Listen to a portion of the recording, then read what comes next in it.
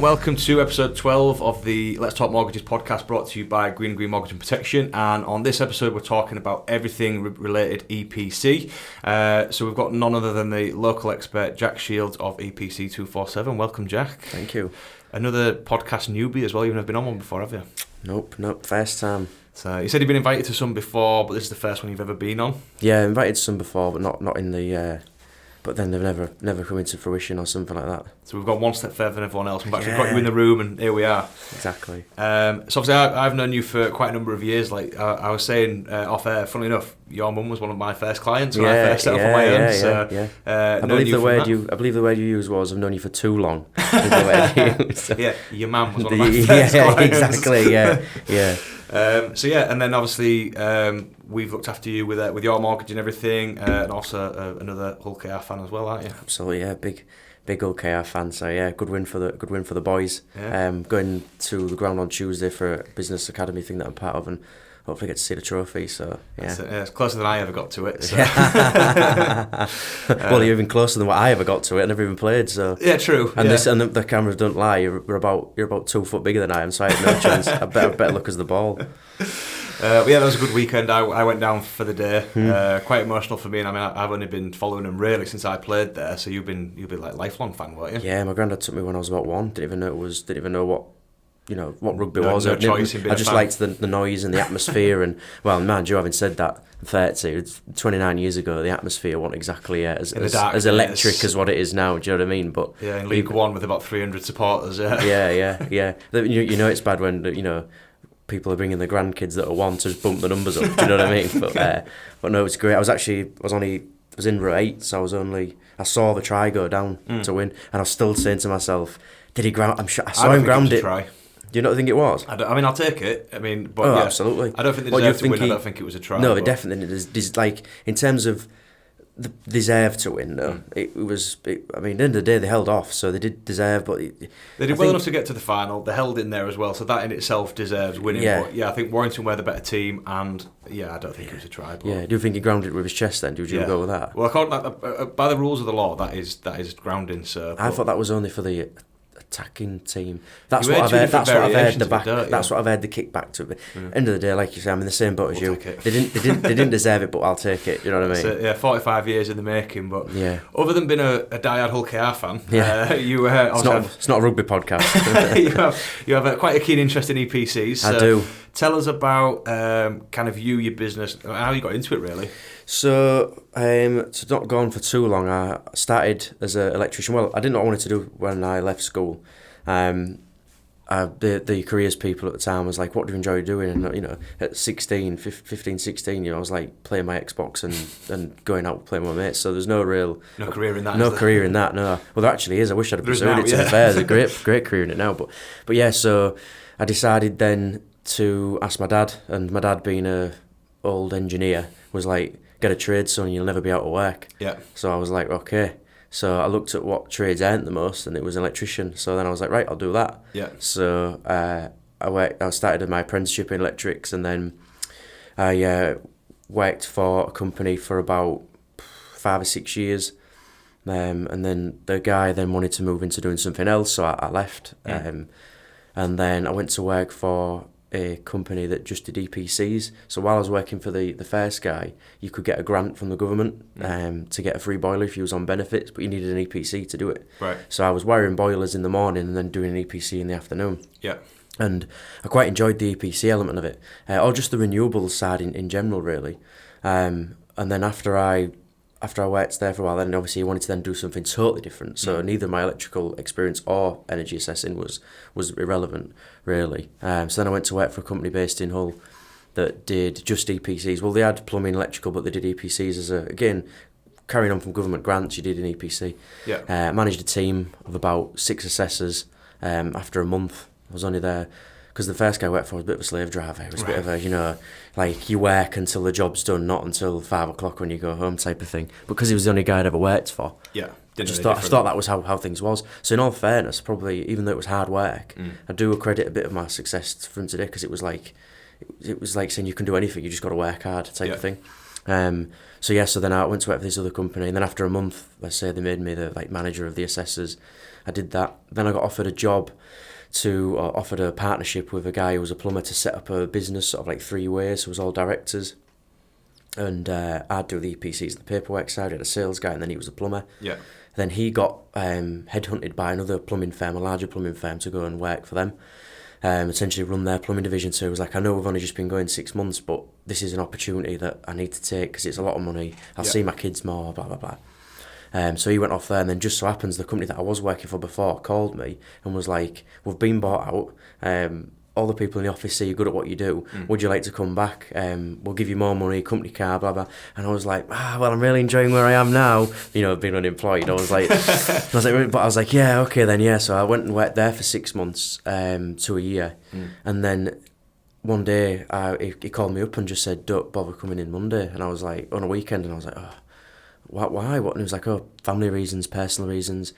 So I turned up anyways because I didn't have nowhere else to go, and it was just locked. No, all of our stuff was in boxes outside, but to leave.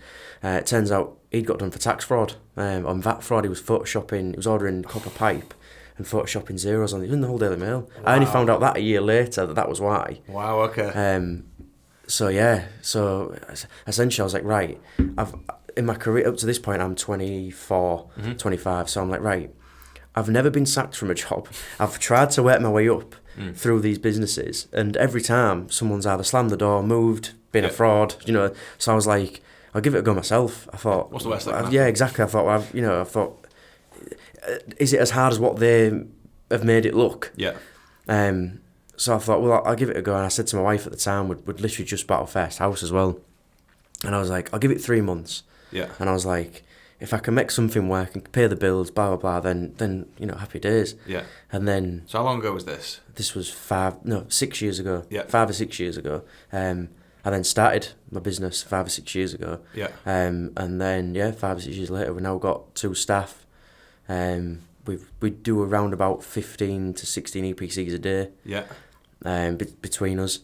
And the next steps is moving into commercial EPCs, which is just sort of really close to finishing my qualification in that. Yeah. And then also looking at purchasing another business in Leeds. So crazy to think 3 months really. I was like, I'll just see how it goes. Yeah. And then it just snowballed from there. You sound like a bit like us. Like we were kind of born in that COVID era as well. It's like, you know what's the worst that could happen? It's like, well, we'll just give it a go, and if it works, it works, great. And you've been really successful, so you are the go-to person whenever anyone asks us in our line of work if we need someone on. Every time I see one, your name seems to be on it, so you don't have to get about it, don't you? Yeah, it gets to that point now where I see, so EPCs last for 10 years, and I now get to the point where I go to a property, and you just have that feeling where you've like been there before. I've been here before. And then I look on the report, and I'm like, oh my God, it's expired 10 years ago from me. Yeah. Because obviously I've been doing EPCs since the boiler grant, so since obviously 10 years ago. And then I was looking at it, I'm like, God, my lads will ring me now and say, I'm just doing an EPC and you did it before. God, you're old. You know what I mean? I'm like, cheers, thanks. Do you know what I mean? So yeah, it's sometimes just out of necessities, the best, isn't it, really? It sounds like one of those jobs that you kind of like you fell into. It's like, well, I was going to be an electrician. It's like, oh, there's this over here. It's like a bit like mortgage advisor. Like nobody sets out to be a mortgage advisor. Mm-hmm. It's something you kind of fall into, and for you, it's worked out really well. Hasn't it? Massively. I mean, not to work out really well, but in terms of falling into it, God. I mean, like I say, it was based solely off. I got really quick at wiring boilers, so I was finishing at about 12 o'clock. Yeah. And the boss at the time was like, "All right, having that," and it was like. He kept getting me to go in and wash cars and, clean the office and stuff like that. And I was like, I'm the most expensive, because at the time I was a paid electrician qualified. So I was like, you're the most expensive car washer in Hull, do you know what I mean? So I was like, he even got me to walk his dog once. So yeah. He was going to get his money out. Yeah, but again, I look back at it now and think, why didn't I leave there? Like, because I had the skills. Glad I didn't, because I got the... And he was like, do you want to do an EPC instead? And I was like, what's that? And he was like, well, I'll put you on the course and you tell me. And I've been doing that for 10 years. So you think like 10 years ago, people like, even you, I don't even know what that is. I don't know, yeah. So for people listening to this, they probably don't know what it is either. So give us kind of like a brief overview of what an EPC actually is. So essentially, it's an energy assessment of a property that from the domestic side, the grid is based off cost. So the more cost efficient, the less money you spend on your property, the higher rating you'll get. Mm-hmm. That's a loose sort of explanation of it. Essentially, what it does, how I explain it to customers is we assess how energy efficient the heating source is, so whether that be a boiler, air source heat pump, storage heaters, anything like that. We assess how efficient that is. That's like the heart of the home, and then we work out the volume of the property, so meters squared, so length, width, height. Work out the volume that heating source has to heat, and then how well the fabric of the building, so walls, windows, loft, keep that heat within the building. We plug all that information into the software, and then it does the calculations, and then it's sent out and then it gives you that easy snapshot of A to G. Yeah, grid. This is where you sit on that. This is where you sit across. They did but I'm not 100% on the number, but they basically did a sample size of maybe about 10,000 homes in a certain area, and then they used that data that they collected to then build the model around of it to base everything else off. So like the national average is a D. I mean, like, they're a bit of a selling point, aren't they? When you look at a property and you think, well, I don't know what my running costs are going to be, but I'll take a look at the EPC, and if it's got a really high grading, you like to think your bills are going to be as low as possible. So other than it being a bit of a positive in terms of like selling and marketing, it is obviously a legal requirement as well, isn't it? So when did that come into effect that every property has to have one? So in terms of EPCs from 2009, it became basically everybody. If you rent a property out, you have to have one, and then if obviously sell a property, you have to have an active one. It doesn't matter what rating it is. If you're selling the property, at the end of the day, it could be a G or an A. It makes no difference. But in terms of rental, currently the rules are that it has to be an E or above. So if it's an F or a G, you can't let that property out. But that's the basic sort of standard and scale that it's to. Yeah, because we normally find it in that buy-to-let sector is when somebody wants to remortgage or buy one. First thing we do is look at that, because a lot of lenders now are encouraging people to buy energy efficient homes by giving them preferential interest rates, cash back for buying something that's between A and C normally. So if it falls off and it's less than an E, you can't obviously rent it. So we check that. So obviously it came into force in 2009. They're talking about making changes, which the government have talked about it for ages, haven't they? So what have been the whispers on kind of like the changes that they're looking to bring in on the rented sector? So EPCs came in at 2009, but just to be clear, they actually became mandatory in terms of that stuff in 2019. Right, it was 10 years later, just to get like as it is. Yeah. It's in consultation. There's a lot of things that have been thrown around in terms of the consultation document's really long and wordy, but essentially the snapshots or the things that matter, I believe, to estate agents, letting agents, landlords, is they're looking at moving the minimum standard from an E, what it currently is, to a C.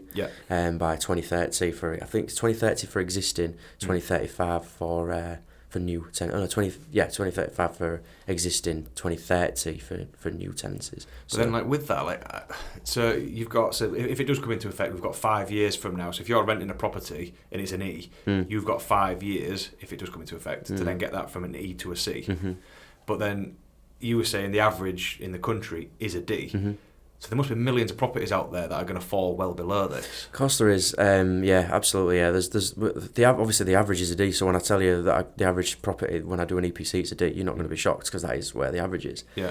There's a few things I often say as a rebuttal to this sort of thing. It's not, at the end of the day, yes, it is a tall ask. Absolutely. Yeah. There's no. I don't think anyone that actually thought about it would say it's just going to be easy to just go like that and there you go, they're going to be a C.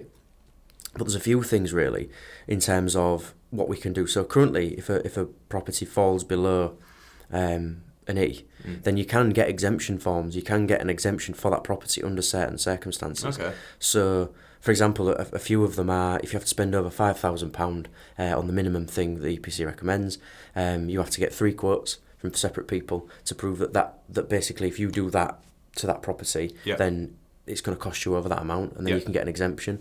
Now, exemption only lasts for 5 years, so you don't get as much time, but you can do that. You can also get an exemption if you're like a first-time landlord.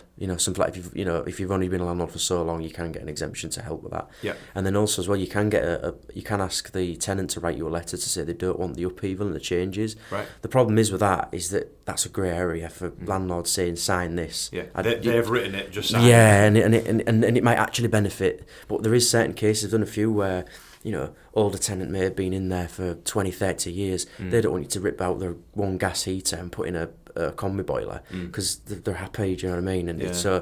it's in for that side of things. The only difference being something is that obviously at the minute the minimum spend is 5, but in the consultation it talks about moving that to 15, which I can pretty much guarantee you. No, for 15k, 15 grand on each property, are they? Some, the odd one or two.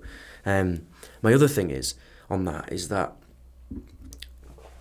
there's a lot of misconception, a lot of scaremongering about how difficult a C is to get, and in my opinion, it's not that difficult. Like, yes, some houses. Don't get me wrong. I know the response to that is people who say, "You're telling me if I've got a big end terrace Victorian house, it's going to be easy to get to a C." Obviously not. Those are your outstands, but certain ones where there may be, as long as you've got good loft insulation, double glazing, and a good boiler, you're 80%, 90% of the way there. Yeah. And if you've got a mid-terrace, there's even less heat loss. So therefore, because you're sharing heat with people on either side. So if you've got a mid-terrace, some of them don't even need all of those things to achieve a C. Yeah. So I think that's a lot of, I hear a lot of landlords saying that there's, it's going to be really difficult to get to a C. But we offer a service that does that, where we call it a data review service, where we go into the property, do an EPC, we don't lodge it. Yeah. What we can do is we can then play with the software and say, right, if you did this, this and this, then you'll get to a C. Yeah. And if you look at an EPC from its face value from the certificate, and I get why people, it's not like it's like an underground thing that the reason why everybody's scared of it is because you read an EPC and a lot of the time it will just say solar panels, air source heat pump, big things, and you think, oh, that's a rental property, that's all my profit for years to come. I totally get, but I've done, for example, the one recently where it said that they needed to put solar panels on the roof, right. But all they needed to do was add another 100 mil in the loft, 200 mil in the loft, and it got to a C because it was only 1 point off. Right. The EPC doesn't mention that in any way. Yeah. So that's why we offer that as a service. But again, I wish the EPC report mentioned that, or at least said contact your assessor for, an ability to sort of look at it in a bit more of a in-depth way. Yeah.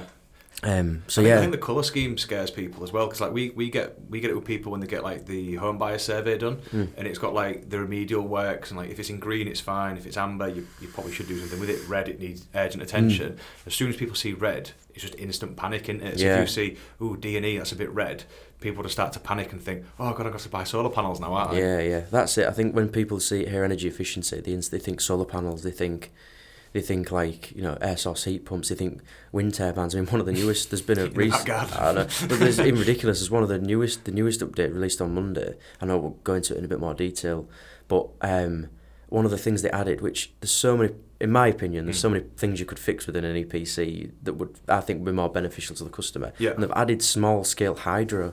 So essentially what that is if you live next to a lake and it's flowing, you can build a small hydro, basically it's like, imagine a wind turbine but laid down. Yeah. And then as water flows through, it turns a turbine and generates electricity. Okay. Like, how many houses are going to be able to use and are going to ever even use it? I mean, I've been in energy, I'd say, for like 13 years.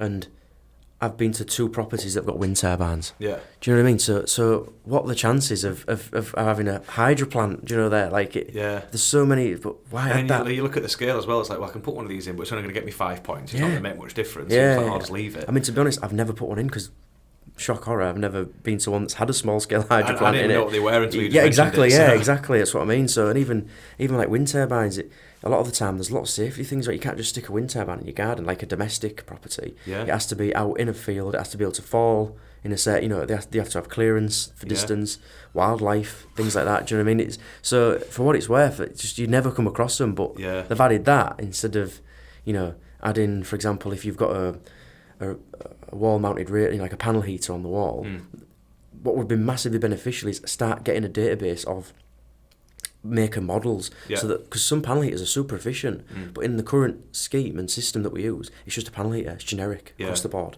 like, so people can spend 3-4 times a month to get a brand new panel, and then I go around and say, oh, it's just, I have to put it down as generic, and then they get mad at me, but the software's got limitations, and it's set out by government. And things are always changing as well, though. Like the government legislation always changes. Then there's always like advancements in boilers, for example. There's always a new model of boiler coming out, which is even more efficient and stuff. So it's constantly changing, isn't it? Well, with boilers, that's not they have a product characteristic database, and that does update. Yeah. So with boilers, they're keeping on top of it, and you get a seasonal efficiency. But it's the other things, the elements that I see more of that I think would be a more beneficial change. Like another thing they added was if people have got solar PV, we can now add a battery. Yeah.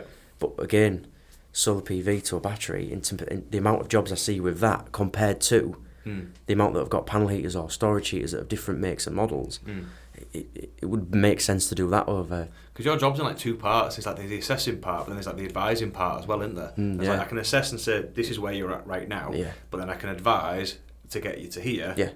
Do X, Y, and Z. It kind of like brings us like a good point then. So obviously we're talking about the government things. We can kind of go back to that because there has been some changes which we'll cover in the end.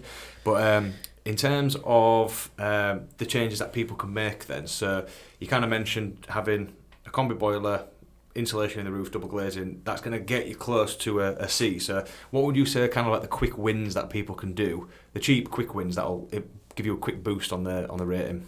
So in terms of the quick things you can do, in terms of the EPC itself, is loft insulation's a big one. Yeah.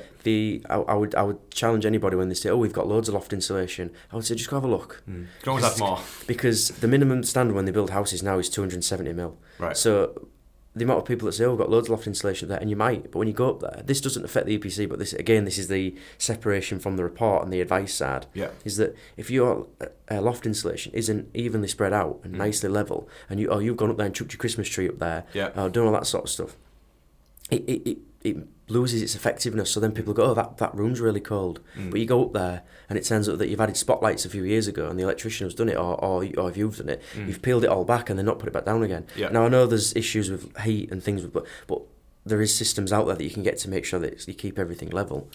So that's like one of the good things you do. Another thing is for, obviously a boiler's quite a big change, but heating controls, programmer, room thermostat, TRVs, thermostatic radiator valves, so like the 1 to 5 little dials on your radiator, as well as a programmer to tell when it can come on and off. That's and one for the dads, that, isn't it? Going around and just turning it all down. Turning it all down. Oh, definitely, yeah. Definitely turning it up, because the amount I go to where they'll say that as a selling point. They'll go, I've turned them down to 2, and I'm like, you think I would have? You could have just done that before I turned up, and then when I go, you turn them. Do you know what I mean? A few extra points for that. Yeah, exactly. Yeah. So heating controls is another thing. The more control you've got over your heating, the better the EPC report will be. You can get zone control, but again, that start to move into more expensive stuff. Double glazing, big one. Double glazing, and those are your main 3 things. If you've got cavity walls, get an inspection to see if they're filled cavity, and get that done. Those are the things that are generally cheaper to do. If you've got, obviously there's nuance, I could talk for a while, but like if you've got an immersion tank, if you've got a split system, so if you've got like a heat boiler and then one that does your hot water, make sure that's insulated the tank, because that'll mean that it holds that heat once you've heated it longer. That helps as well. Those are your cheap things. As that.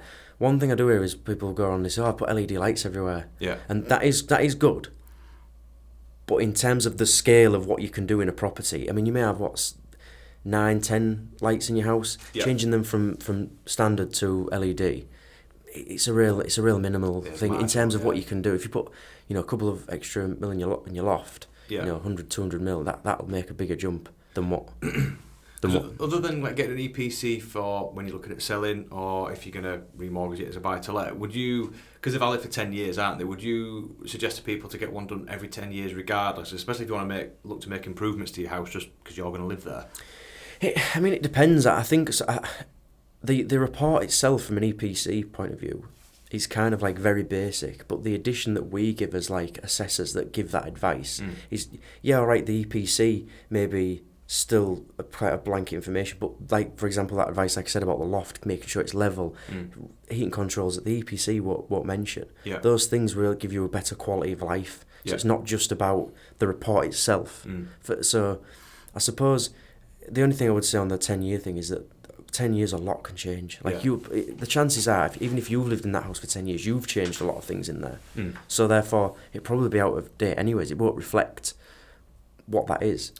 And a lot of the time, if it lasts for 10 years, it's if at any point you decide, right, I'm gonna put my house on the market, or if you're looking in an area, or someone's looking in the area to buy your property, and they've seen that it's updated, it's just that you're on it. Do you know what I mean? You're on top of all that thing, and it's another data point that someone can look at and think, that actually looks like that might be worth doing. So say for example, you've got somebody that's bought a house, it's like a bit of a doer-upper, they're either going to flip it or they're just doing a full refurb for themselves. obviously, if it's quite outdated, it's single glazing, it might have an old boiler system, so it's got an EPC of ERD, for example. Mm-hmm. If you do a full refurb, would you then be like suggesting get another one done and see where it's at today? So I would suggest in that scenario, if you was going to refurb or something, I would suggest to get us in before you do the refurb. Right. So even though you'll have one, if you get us in, we can say if you want to rent the property out, if you want to keep your options open, or even if not, you'll know obviously, like you say, you get better rates, higher the EPC. Yeah. What we do obviously with the data review is we'll go in and give you a base of where it's at, and then say, right, you need to do this, this, and this to get it to a C, if that's what you want to achieve. But then it also allows us to do things like take evidence as we go. Yeah. So, for example, if we suggest, right, you want to insulate an external wall, then we can say, right, this is the evidence that you need, because the amount of times I've been to a property where they say, right, we've insulated this wall, we've insulated that wall, but as assessors, when we go to a property, we have to evidence it. Yeah. And if you've done it yourself and you've not got a certificate for it or anything like that, then we can't state that it's there. Right. And it's a real annoying thing, because clearly you look at the outside of the building, you can tell it's solid brick. Yeah. When you go inside and the wall measures bigger than 240, you're like, well, I know there's something there, but because we can't evidence it, because you've done it and finished it and painted it, made it look nice, we then can't say that it's there. So it's kind of pointless even doing it. So yeah, I always say to get us in first, and you might think you might need to do this, you might need to do 4 things, and we say actually to get a C, you only need to do 2 things because it's already at this level. So if you said do these 2 things, would you then go back to make sure they've done it, and then you can give them that new grading? Yeah. So we'll do that first. We'll do the data review service, tell them what they need to do. Yeah. We'll give them a roadmap that tells them what they need to do. And then essentially once it's done, we go back and do it an official EPC that's lodged on the register. Yeah. And then they can use that obviously for the next 10 years once it's lodged. Yeah, I mean, it is a great selling point, isn't it? It's like, yes, we've just done this big refurb, the house looks immaculate, but just for anyone that's looking to buy it, your bills are going to be next to nothing because we've got the EPC up to a B. Yeah. Because you can, if you're looking at a house, you can get an idea of what the mortgage payments are going to be, because hopefully you spoke to us beforehand. You know what your council tax is going to be, because you can have a look on the council website. The one thing you can't find out is what your bills are going to be. So the EPC does carry a lot of weight in terms of planning, doesn't it? Yeah, and it's the figures aren't the best on the EPC. They're based off quite an old data set, so they're not super accurate. But what I would say is that when you produce an EPC, there's a grid that says, it'll say what the main heating source is, it'll say what the roof insulation is. Yeah. And even just as a snapshot, you can look at that and say, if it says main heating boiler and it says good, you know that it's a combi boiler at least that's going to be in there, and you know what I mean? And it'll say the same for loft, it'll say loft insulation, it'll tell you what loft insulation's in there, or what the double glazing age is, what if the floor's insulated, what heating controls it has, and all them little things are stuff that I've found when I've bought a house and moved in, is that like the little expenses that you don't expect that you can look at and think, at least you're prepared then. Yeah. When you go in. You know what you're getting yourself into. It's sort of looking past just the A to G, as you say, when people look at it and go, oh my God, it's at this level. But if you scroll down, it does break it down. Yeah. And that is one part that is really good for it, where I use it all the time to look at property if I'm going to buy somewhere, is I'll look at it and I'll be like, right, okay, so I know that it's going to have a bad boiler, so I'm probably going to have to change that. That's going to be X amount of thousand. You can start to build a bit of an image, so you're prepared. Did you do that when you were viewing houses for yourself, like with your energy assessment? Yeah, but I mean, the problem is that my wife isn't one. So therefore, when we're going, I look at the practical stuff. I'm going in and saying, is it energy efficient? Is it got a good mains board, and has it got a good boiler? Yeah. And she's figuring out if the porch is big enough or if it's got a downstairs loo, do you know what I mean? So we work well in that way, do you know what I mean? But yeah, I do. But I know I'm always going to look at it more. It's my job, isn't it? Do you know, I'm sure you look at exactly. Yeah, the amount of times I'm one of them classic. My little boy is 1 tomorrow, so I'm going to be one of them classic dads that goes around and says, "I've done a job there. I've done a job there." I can say like, nice, yeah. That's what my wife always says to me. Yeah. I do that though. Like you go down the street, like, my mortgage. Exactly. Nice. She keeps driving. Yeah. She's like, "As I say, yeah, okay." Yeah, I thought it was interesting, but never mind. I'll tell you a story about that one if you want. You'll never believe this. But like when you're looking at like houses on Rightmove and stuff, obviously estate agents are meant to put the EPC certificate on part of like the brochure, aren't they? But if it's not on there, people can go on the EPC register online, can't they, and have a look for themselves just by searching for the address? Yeah, just EPC register, type that into Google. It's the only government website. The one it'll say it's .gov.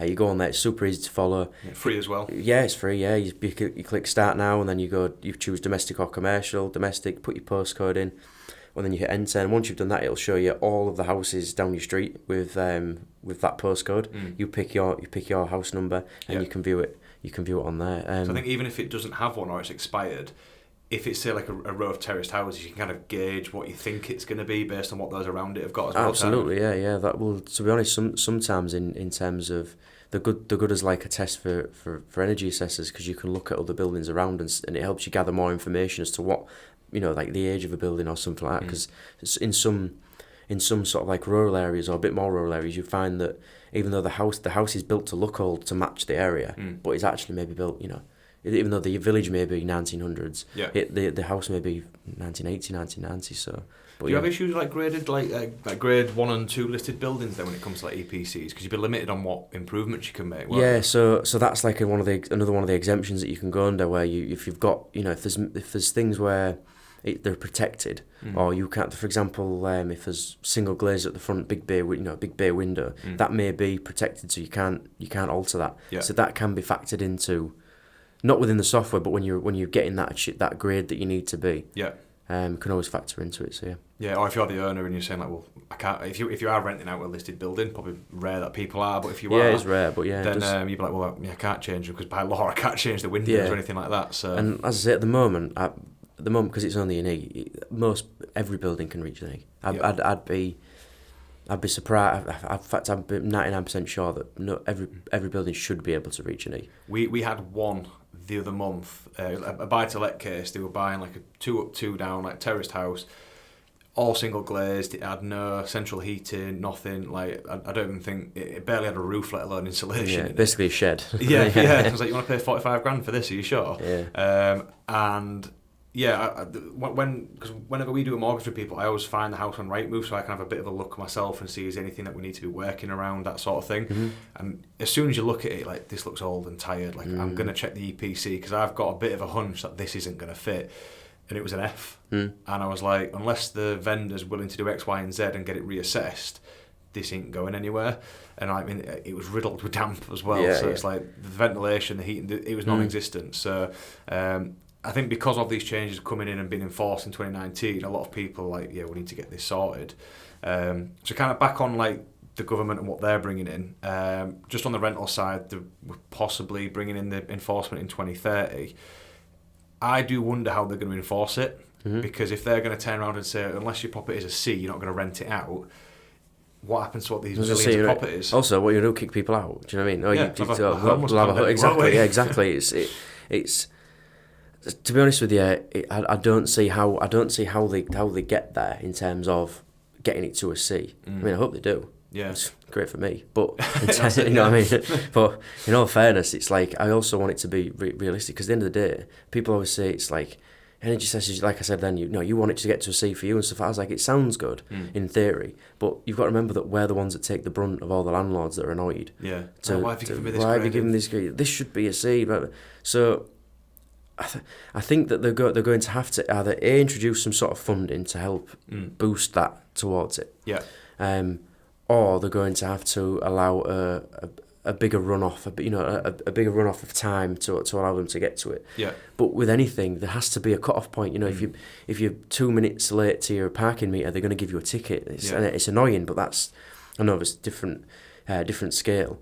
It forces people into action, though, because if you think, I've got 30 years to do it, you never get around to it, do you? But if you know you've got 3 months to do it, you're going to take some action. There's a lot of landlords that are proactive and do say to me, I want to get this to a C when it is not. And I always say, even if you don't do it now, if you get a report done, at least I can advise you what you need to do. And then you can then look ahead and either plan that in over so many years to make sure that you're covering yourself.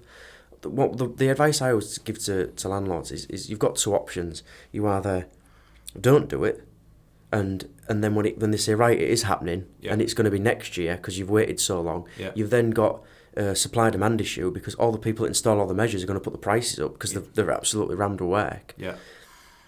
Or you've got the other side where you do the work now, but you then run the risk of them saying, oh, never mind, I'm not doing it, and you've just wasted that money on your property. And I say my job is to advise you how much it's going to cost you to get to that grade under the current rules. And then for you to then make that decision, because ultimately I don't want to tell you what I think or you should do this, and then that's the wrong decision, because you know as much as I do, the government can change their mind. You got to be careful. Like we're the same as like someone, say for example, someone falls short on affordability. It's like, well, if you didn't have that credit card, it would fit. But you don't want to be saying, well, clear that $3,000 credit card, because then if it still doesn't work, exactly, you're $3,000 out of pocket. So you have got to be careful, haven't you? That's perfect example. Yeah, exactly that, where you can give the advice, but ultimately it's got to be their decision, because there's a load of things that could change. Yeah, to be honest, I think it is a good thing, because again, there's like the whispers of like bringing in mandatory licensing in for landlords. I think it's only going to bring up the standard of landlords, because some landlords get a bad rep out there because they're the ones that are just painting over the mould and the damp, and there's 10 coats of paint on the door frame so the door doesn't shut, just to get it back on the market again. I think it's going to bring up the standard of properties. It's going to make things safer. So I think it'll force those people to become professional landlords, take it seriously and things like that. So I think that's only a good thing. But I do wonder how they are going to enforce it, because if they have that cut-off point and we get to that date, if it is 2030, and there's 10 million houses out there that don't qualify as a C, have you then got to kick your tenants out, and then we've got a massive homeless problem because they've got nowhere to live in all these empty properties? Yeah, exactly, yeah. I mean, there's so many angles. One way that it could go is that people say is that they're trying to do it so that the small landlords sell to the bigger landlords, so the bigger landlords will put that money in, because to them, because they can, do you know what I mean? But then it gets rid of all your small landlords. Another is that basically they're doing it so that, like you say, everything's gonna raise that bar. But again, I say that when I say, I work with loads of landlords that are already proactive, but I'm going to, because the ones that aren't proactive aren't getting in touch with me, are they? So actually, I'm not collecting sufficient data really, because, like I said, the ones that are just putting their, I mean, I know some landlords that I've met in networking meetings and things like that, where they've turned around and basically just been like, I don't do any of them, I just don't do it, and then like.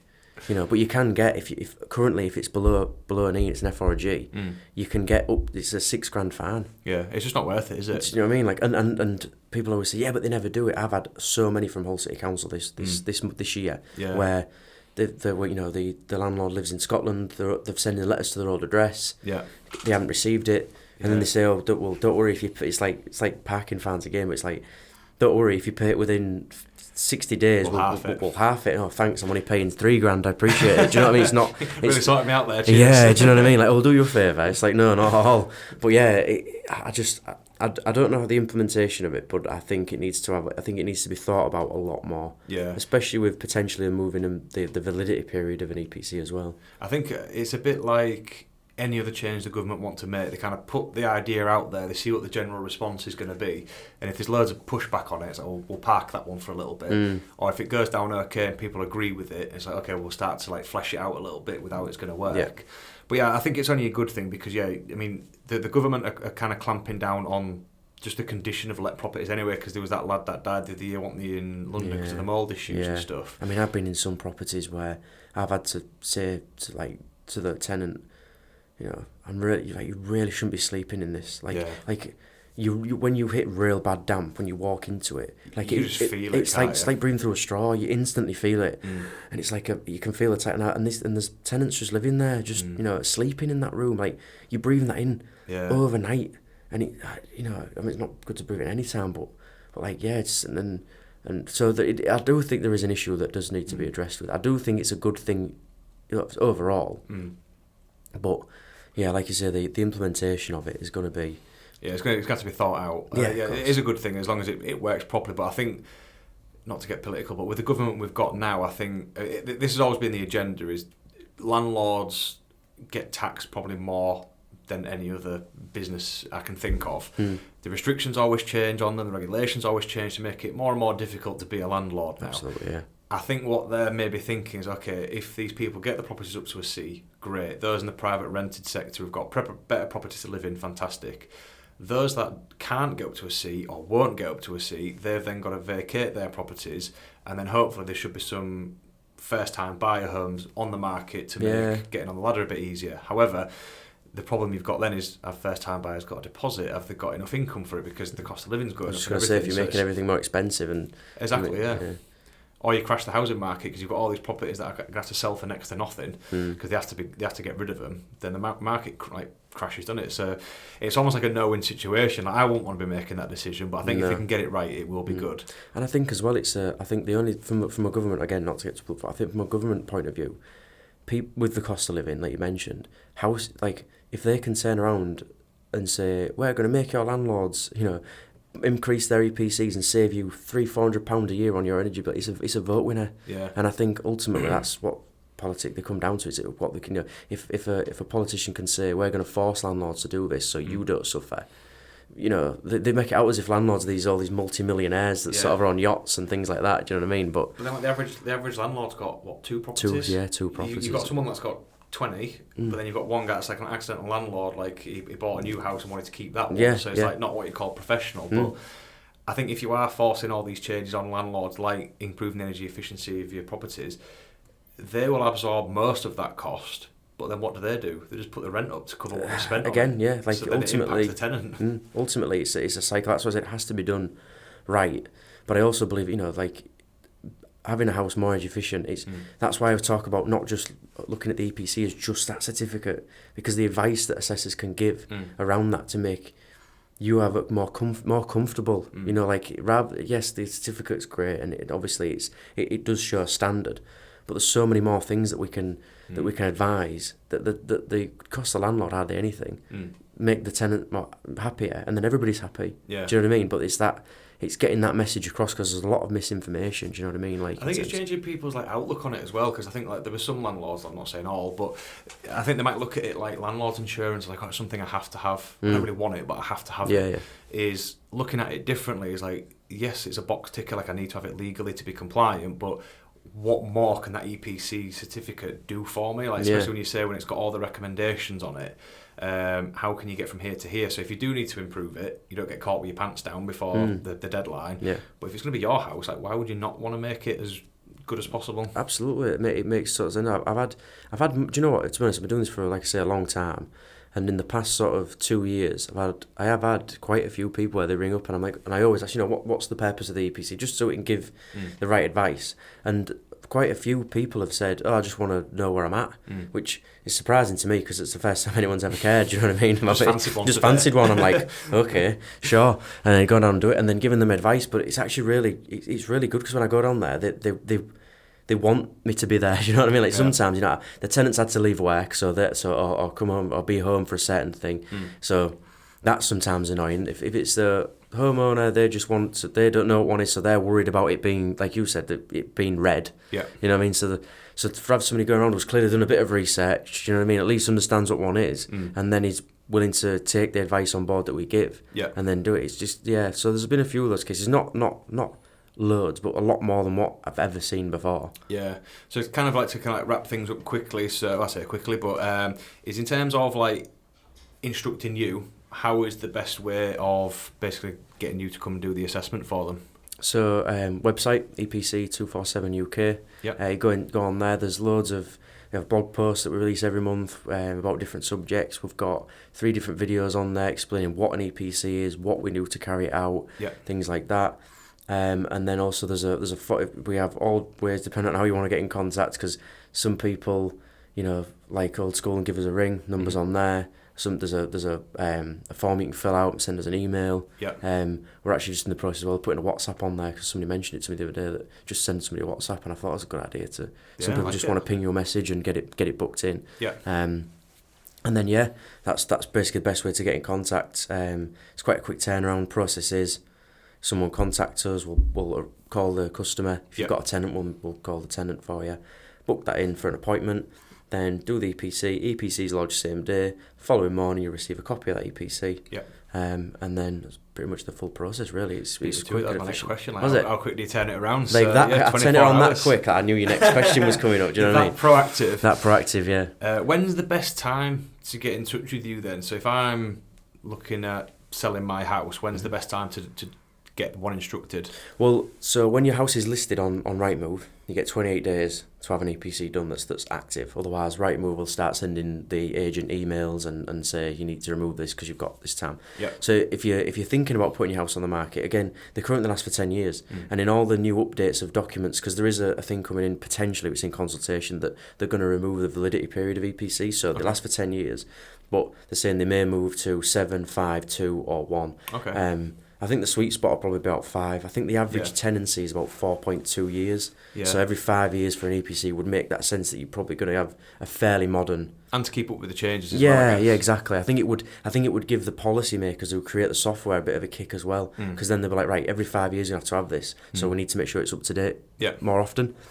So yeah, I think in that I think that's going to be a big change that needs to happen. But again, it depends on what the government decide and what mood they're in on what day. And if I'm a landlord, then I might have had a tenant for X amount of years. Would you just get them just check it kind of like ad hoc just to make sure it's still valid? Yeah, well, the current rule is with that is as long as there is a valid EPC when that tenant moves in and it's an E or above, then if it expires and that same tenant's still in, they're still on the same contract tenancy, then it can expire. Okay. But most proactive landlords do get one anyways when that runs out, just because the problem you've got is if something does go wrong and you have to kick that tenant out or you have to remove that tenant, you don't want an expired EPC to be another thing that's also holding you back from the rules and regulations. Yeah. So I just say to keep it there, because I know they may be your best mate and you've moved, or they may be whatever, or they pay you in the rent and they've never missed it. Things can happen. Yeah. And if you don't have that, first thing a solicitor will do is say they don't even get an up-to-date EPC. It's just more fuel for the fire in it. So yeah, I'd always recommend them getting one.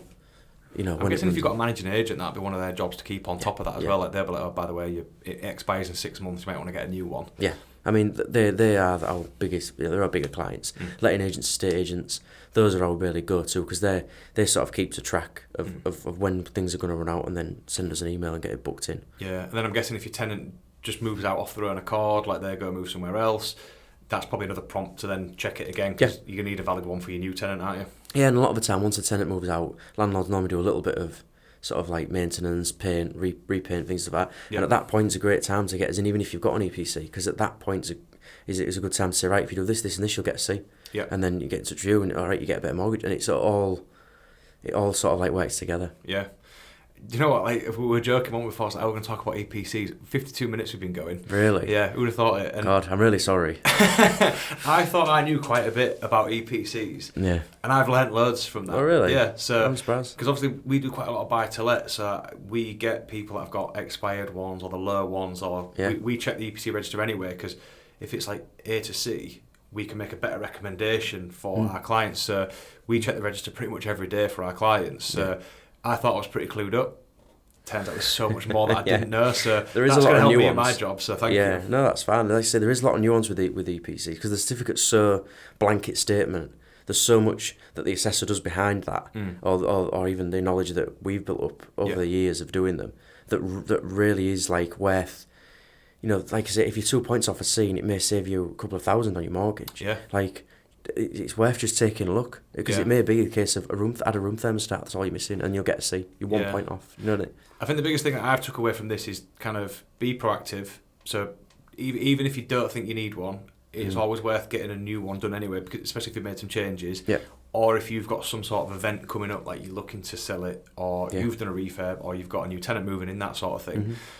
But also dig a little bit deeper into what it says. Don't just take it on face value. It's like, oh, I'm a D, great. Yeah, don't just read it in a drawer somewhere. Yeah, don't just read it like you read a washing machine. You know, you buy a washing machine, it says A to G. Total, even though it's the same grid, total different thing. Yeah. But you read that and go, oh, it's A+++, and then people think that could be for their house. Yeah. But if that washing machine was built in 1900, if they have washing machines then. Hey, I don't. Anyway, exactly. It's like, so say you had a really old washing machine and you replaced the drum. That's the similar in a house replacing the boiler. Yep. It's still an old washing machine regardless of not whether you replaced the. You know what I mean? So it's like, but they say A++, and they say, why can't my house get that? So your washing machine was made probably a month ago. Yeah. Whereas your house was, built 1920. Do you know what I mean? So it's that. Yeah. It's that understanding it a little bit more. Yeah, it's like I can see even more value in getting yourself in to have a look for the pointers to make sure, first of all, you're compliant.